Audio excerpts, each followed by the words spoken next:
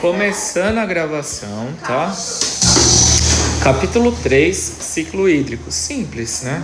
Ciclo hídrico é tipo assim, é o ciclo da água que ele faz constantemente, tipo de circulação. Então, tem a precipitação, que é a chuva, a infiltração, quando infiltra essa água sobre o solo. Depois nós temos a evaporação, quando essa água evapora. Temos a condensação, quando essa água evaporada se torna chuva, e depois a precipitação novamente. Então esse é um ciclo que não se encerra, um ciclo sem fim, um ciclo eterno. Isso é chamado de ciclo da água, ou ciclo hídrico. Mar e oceano. O mar é a água salgada próximo à costa. É até onde que a gente consegue ir, tipo que o salva-vidas não fica gritando na nossa orelha mandando a gente voltar, tá? Isso é o mar. Oceano já seria a água mais distante, onde que os navios eles fazem importação, exportação, os navios de cruzeiro passam. Então o oceano são as águas mais profundas. Sobre o oceano, nós temos 5 oceanos. Nós temos o Atlântico, o Pacífico, o Índico, o Glacial Ártico e o Glacial Antártico, tá? Os oceanos eles são diferenciados por conta da sua temperatura, por conta da sua salinidade, ou seja, a quantidade de sal, por conta da quantidade de luz que chega até ele, por conta da profundidade. Os oceanos são diferenciados. Correntes marítimas. Existem correntes marítimas frias, existem correntes marítimas quentes. As correntes marítimas frias elas se formam próximas aos polos, as quentes próximas à linha do Equador. As correntes marítimas elas levam calor ou frio de acordo pela região onde elas passam. Corrente marítima fria, dificilmente ela tem ali a facilidade para poder evaporar essa água, porque a água é gelada. Então a água sendo gelada, nós teremos poucas chuvas aonde que o oceano alcança. E as poucas chuvas, já que não chove tanto, acaba formando desertos, tá? Então o oceano gelado acaba sendo favorável à formação de desertos por conta da dificuldade de evaporação dessa água. Aquífero é uma água subterrânea, ou seja, a água abaixo do solo. O aquífero ele é mega importante, principalmente nas épocas de crise hídrica, onde que chove pouco. Nós utilizamos as águas subterrâneas. O Brasil tem o maior aquífero do mundo, que é o aquífero Saga, também chamado de aquífero Amazônia ou Alter do Chão. Temos outro aquífero mega importante, que é o aquífero Guarani, que acaba se expandindo por outros países também, Paraguai, Argentina. Disponibilidade hídrica, 97%, 97,5% mais ou menos por cento de toda a água do mundo ela é salgada. 2,5% mais ou menos é de água doce. E desses 2,5%, praticamente metade está concentrado nas geleiras. Então as geleiras elas concentram metade da água doce do mundo. E com o aquecimento da terra, essas geleiras elas estão, no caso ali, tipo, descongelando, né? Elevando o nível do mar. Ô, professor, eu tenho uma pergunta. Há alguns anos atrás, o mar tinha um limite no oceano, né? Aí depois de alguns anos, o oceano atingiu mais água. Por causa das geleiras derretendo.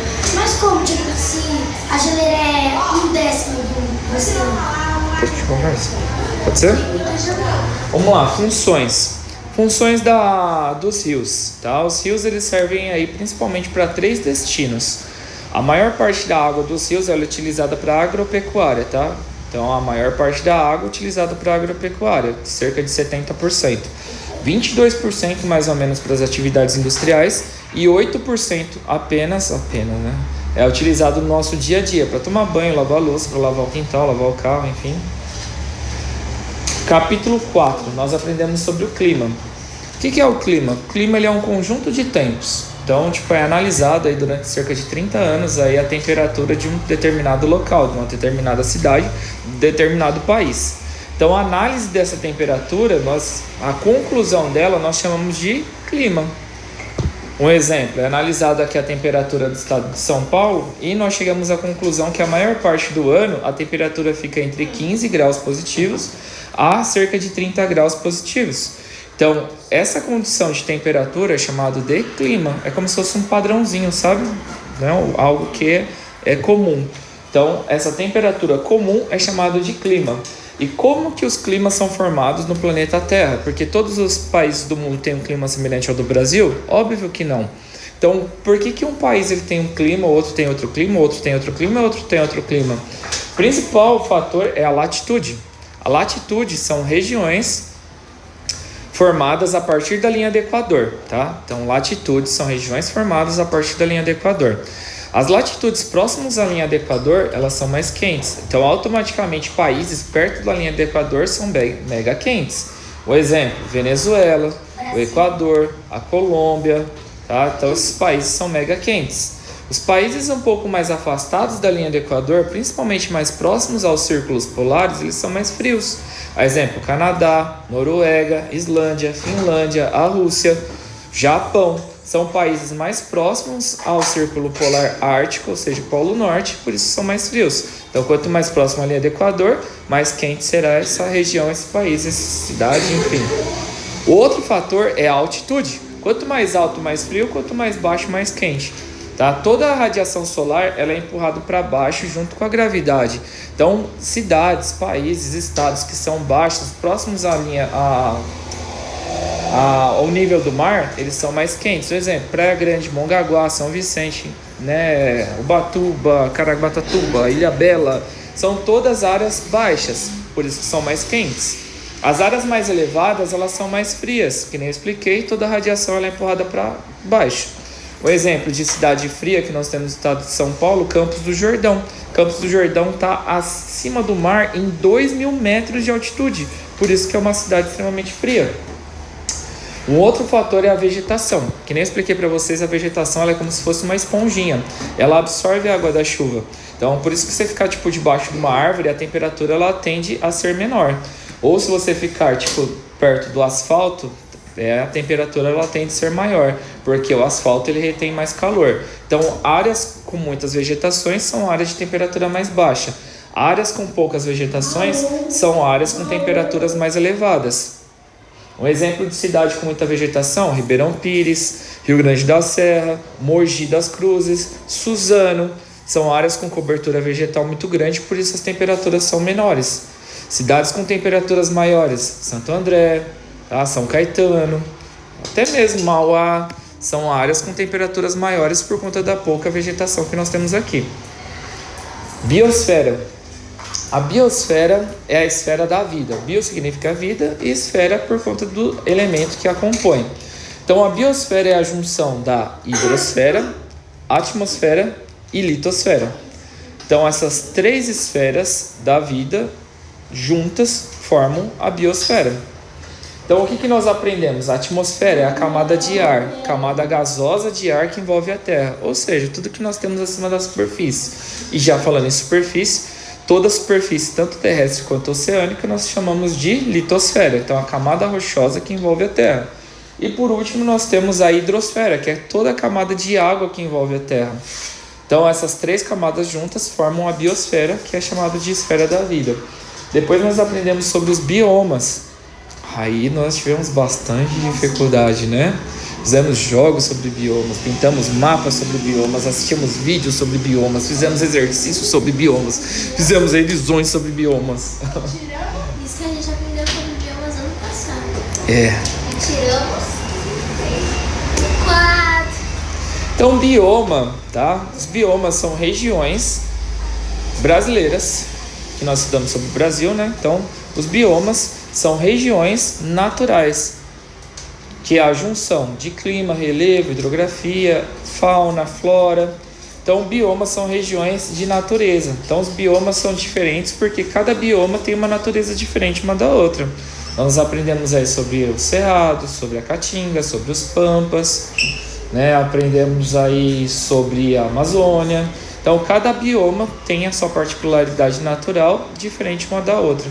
Então, cada bioma vai ter uma função, vai ter uma característica natural de acordo principalmente com a condição climática que este bioma está. Um exemplo, a Caatinga é muito seca porque lá chove pouco.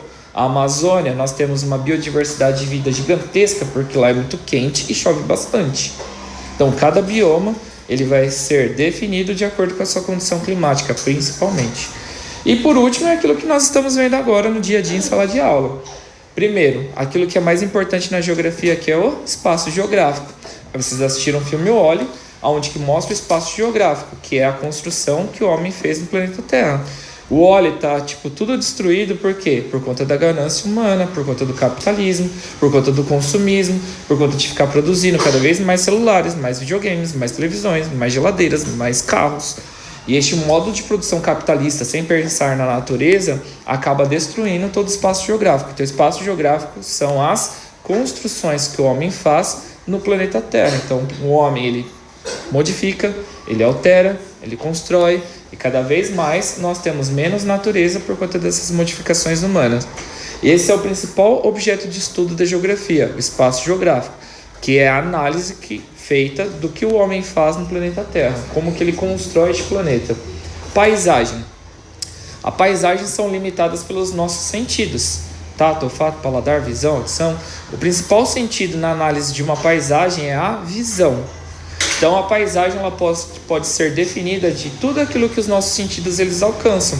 Não dá para poder sentir tal odor daquilo que está acontecendo no Paraguai, porque os meus sentidos não alcançam até lá.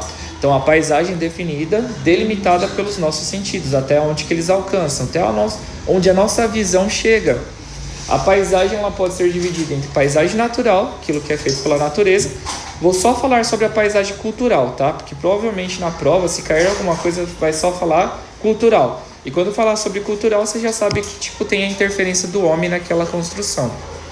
Depois nós temos o lugar. Lugar é um espaço onde nós temos sentimentos, onde que nós fomos, onde que nós pisamos, onde que nós tivemos histórias naquele espaço, onde que nós visitamos aquele espaço. Esse é o lugar. Então, o lugar é um espaço que nós temos histórias, vivenciamos, nós cuidamos, nós zelamos, nós preservamos, nós temos sentimentos bons. E geralmente nós às vezes carregamos o lugar para onde quer que nós vamos. Por exemplo, japoneses. No Brasil nós temos a maior comunidade japonesa fora do Japão. Tem mais, depois do Japão, o lugar onde tem mais japonês é no Brasil. E os japoneses que saíram do Japão, vieram para o Brasil, construíram suas casinhas conforme o seu lugar de vivência, que é a Liberdade. Você vai na Liberdade, é um pedaço do Japão fora do Japão, um pedaço do Japão no Brasil. Então, por onde que você vai, você carrega o lugar junto com você.